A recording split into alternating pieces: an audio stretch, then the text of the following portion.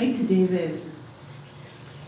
So up next is a person who regularly attends our Long Beach Storytellers meetings. He has studied storytelling and stories extensively. He has a vast library of stories to share.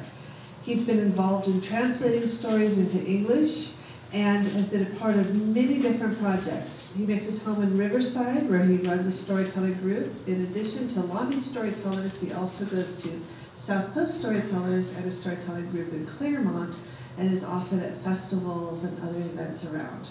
Please welcome Ron Chick.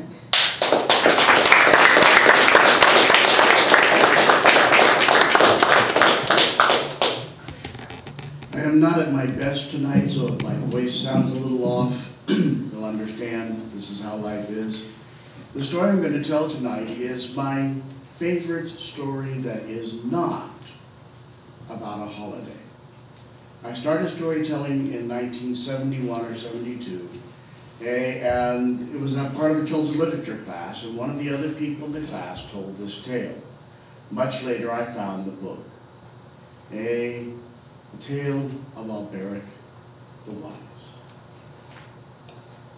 Long, long ago, in a land far away, when there was far less known in the world and far fewer people to know it, there lived a young man named Alberic who knew nothing at all. Well, maybe not absolutely nothing, depending upon your generosity of spirit, for he could tell at a glance at the sky what the day's weather would bring, or fix the thatch upon his roof, or cook a tasty supper, starting with a live chicken. But of arts or music or history or people or culture, he knew nothing at all. What's more, he did not know that these things existed to know about. And he might have lived his entire life on a remote estate, working from sunup to sundown, except one spring, as he was starting to prepare his fields, he saw something coming toward him. Not down the King's Highway, the only way anybody ever traveled, but across the fields, coming down from the mountains, a way none had traveled in his lifetime. And there was something strange about whatever it was, for it seemed to walk like a man, but its shape was all wrong. And so he watched carefully as he went about his chores, and as he got closer, he realized it was a man carrying a backpack that was well above his head. And so he went to wait for him at the corner of his field. And as he came closer, he thought, he's so old. How can an old man carry such a backpack? And so when the man came close enough, he said, "Hello, grandfather. Where have you come from? What do you know?" The old man dusted off his clothing that seemed to be more patches than cloth. He wiped his brow with a rag, set his backpack upon the ground, set himself upon it, and began to speak. And as he did, Alberic went from, for there seemed to be no end to the things the man knew, the places he had been, the things he could talk about. He talked of art and music. He talked of histories and battles. He talked of lands far and wide. He talked and he talked and he talked and he talked the rest of that day through. And as the sun began to set, the old man picked up his backpack and looked at him and said, "Alberic, the world is full of wonders. The world indeed is full of wonders, and they're all out there waiting for you." And Alberic repeated, "The world is full of wonders." And then he sighed an enormous sigh, because he realized that until that morning, he had never known there was such a thing as a wonder to be wondering about. For some day, the old man's stories and words haunted him, and finally he could live his life the way he had no more. He made for himself a backpack, gathered a few provisions, and set off, not down the only highway he had ever known, but across the fields into the mountains, the way the old man had come.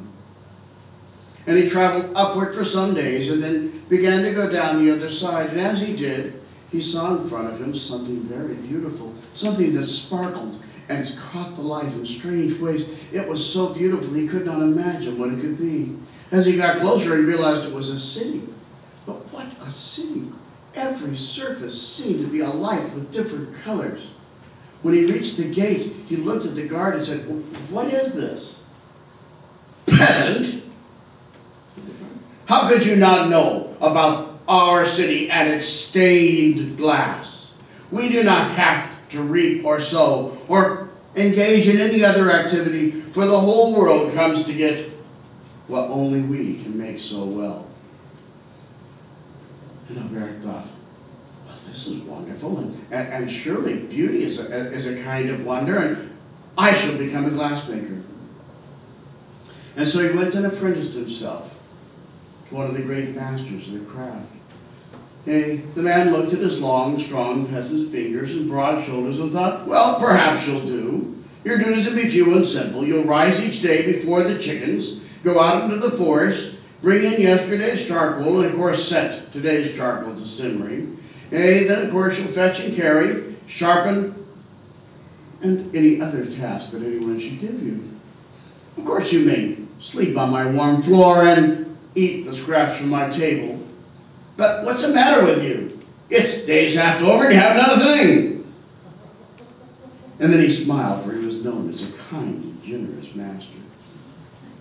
And for some time, Alberic worked at these simple tasks. But as he worked, he learned. He learned how to sharpen a chisel to where it was exactly right. He learned how to grind the pigments to the exact right consistency. He learned how to mix the oils. He learned how to solder the pieces. He learned how to put pieces of other people's work in place. And after a full year of daily labor, it was time for him to prove himself. He was to create an original work of stained glass to be judged by the master and other masters of the city. He drew a curtain around one corner of the workroom and he set to work.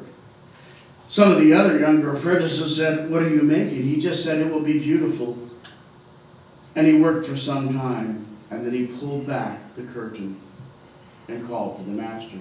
And the master sent for two others, and they stepped over and picked up his stained glass and held it up to the light and set it back down and looked at it from the front, from the side, and from the back.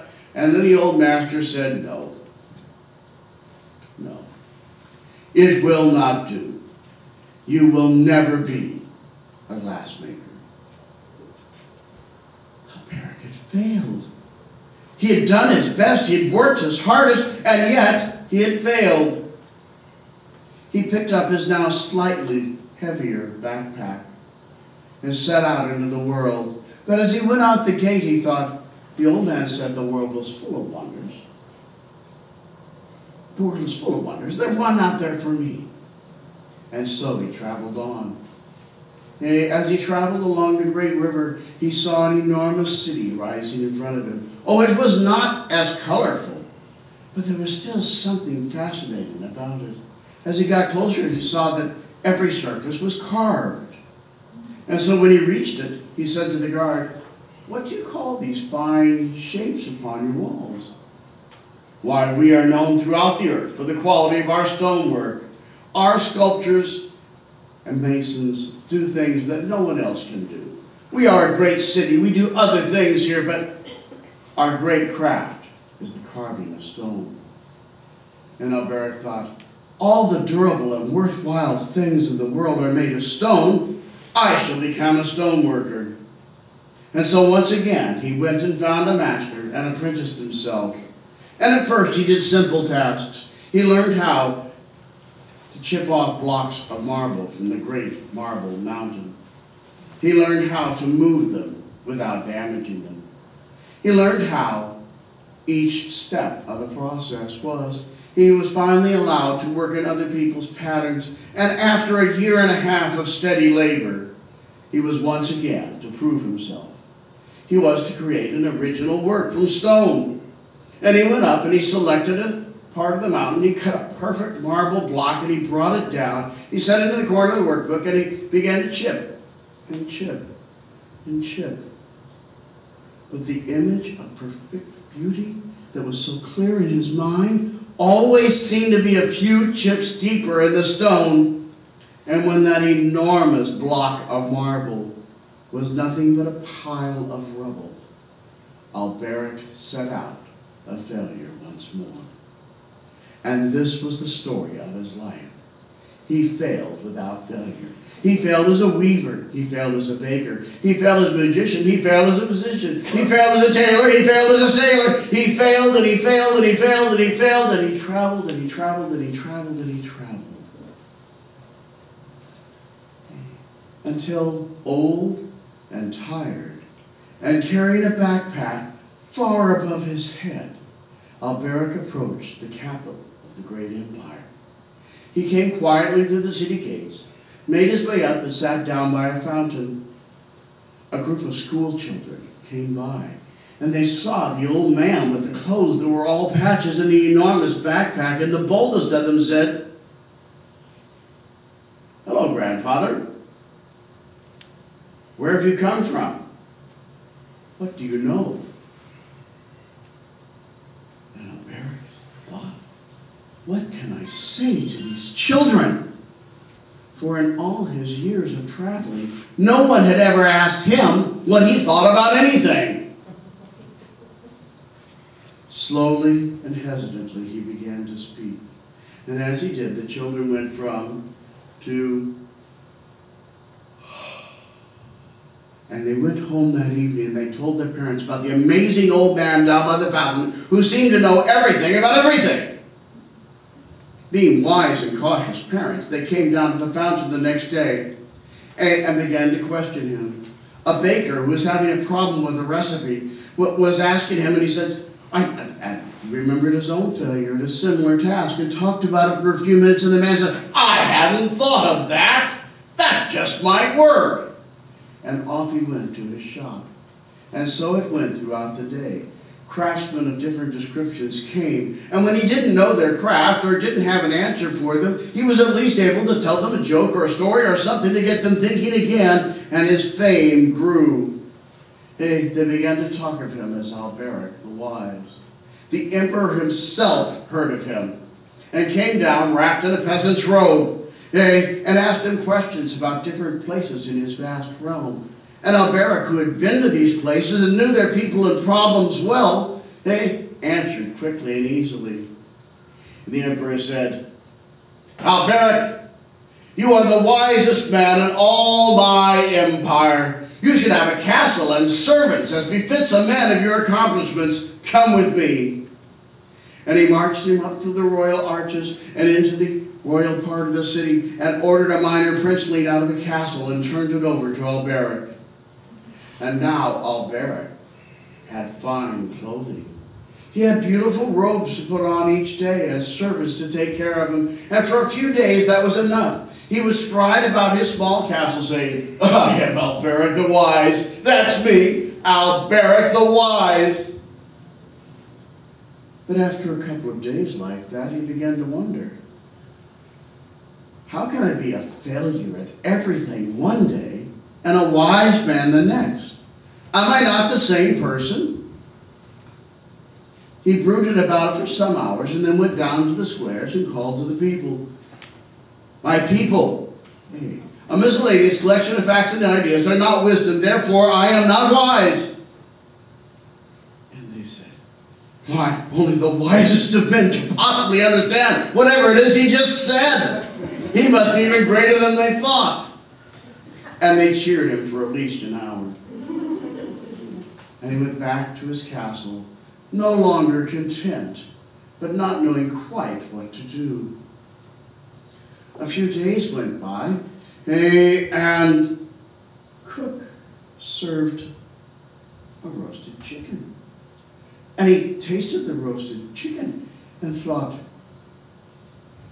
even when I was a child and knew nothing, I could have prepared this chicken.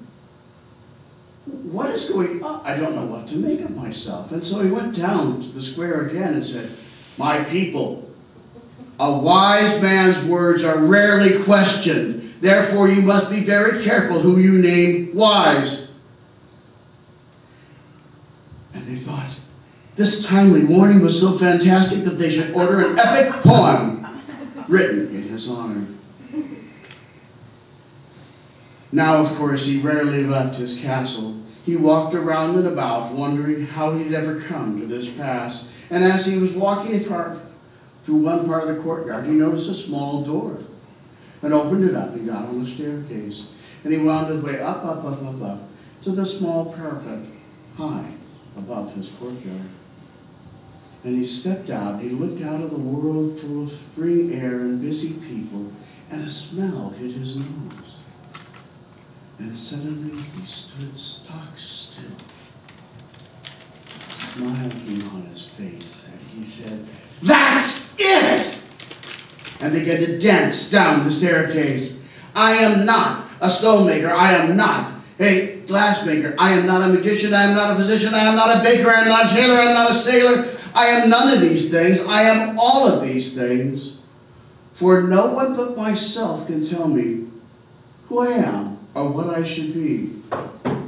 Now, why has it taken me a lifetime of wondering to discover such a simple truth? He went into his chamber, got his now cleaned and pressed but still many-patched clothing, picked up his enormous backpack, and went down to the square one more time. I do not know, he said to the people, if I be a wise man or not, but this much I do know. It is better that I spend my whole life seeking that which I may never find, than to find something I never wanted in the first place. And with that, he walked out of the city. And the people watched him go, and they said, he's given up his castle. He's given up his fine clothing. He's given up the emperor's favor. How foolish, how utterly, utterly foolish. Why did we ever think him a wise man? But Alberic cared not. He just went walking through the world, and every once in a while he'd find a likely-looking lad or lass and say, the world is full of wonders. The world indeed is full of wonders. And this much I know to be true. The world indeed is full of wonders, and they're all out there waiting for you.